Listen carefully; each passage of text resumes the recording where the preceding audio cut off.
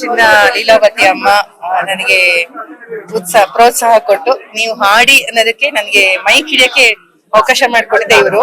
ಸೋಲದೇವನಹಳ್ಳಿಯ ಸೋಲನ್ನು ಸೋಲಿಸಿದ ಲೀಲಾವತಿ ಅಮ್ಮ ಅವರು. ಹಾಗಾಗಿ ನಾವು ಮೈಸೂರಿಂದ 40+ ಕೋಗಿಲೆಗಳಂತ ನಮ್ಮ ತಂಡ ಎಲ್ಲ ಬಂದಿದ್ದಾರೆ. ಒಂದ್ 13 ಜನ ಬಂದಿದೀವಿ. ಲೀಲಾವತಿ ಅಮ್ಮನ ಹಳೆಯ ಹಾಡುಗಳನ್ನ ಹೇಳ್ಬೇಕು ಅಂತ ನಮ್ಮ ಕಾರ್ಯಕ್ರಮ ಕೊಡಕ್ ಬಂದಿದೀವಿ. ಆಗಿನ ಕಾಲದ ಹಾಡುಗಳು ಕಷ್ಟಪಟ್ಟು ಪ್ರಾಕ್ಟೀಸ್ ಮಾಡಿ ನಮ್ಮ 40+ ಕೋಗಿಲೆ ತಂಡದಿಂದ ಬಂದಿದೀವಿ. ನಾನು ಈಗ ಗಾಯಕಿ ಆಗ್ಬೇಕು ಅಂತ ಇದ್ರೆ ಅದು ಲೀಲಾವತಿ ಅಮ್ಮ ವಿನೋದ್ ರಾಜ್ ಅವ್ರ ಕಾರಣ.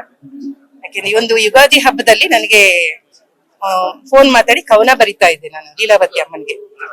ಆಗ ಕವನದಲ್ಲಿ ನಾನು ಅವ್ರ ಬಗ್ಗೆ ಮೀರಾ, ರಾಧಾ, ಶಬರಿ ಎಲ್ಲರಿಗೂ ಹೋಲಿಸಿ ನಾನು ಕವನಗಳು ಬರ್ತಿದ್ದಾಗ ಅಮ್ಮನೇ ನನಗೆ ಫೋನ್ ಮಾಡಿದ್ರು. ಹಾಗಾಗಿ ಅವತ್ತಿಂದ 10 ವರ್ಷದ ಯಾನ ನನ್ನ ಅಮ್ಮನ ಬಾಂಧವ್ಯ. ವೈಸಿರಿ ಪುಣ್ಯಕೋಟಿ ಅಂತ ನನ್ನ ಹೆಸರು. ಮೈಸೂರಲ್ಲಿ ನಮ್ದೇ ಟೀಮ್ ತಗೊಂಡು ಇಲ್ಲಿ ಅವರ ಹಳೆಯ ಹಾಡುಗಳನ್ನ ಹೇಳ್ಬೇಕು ಅಂತಾನೆ ಕಾರ್ಯಕ್ರಮ ಕೊಡಕ್ಕೆ ಬಂದಿದೀವಿ ನಾವು. ಥ್ಯಾಂಕ್ ಯು, ಧನ್ಯವಾದಗಳು.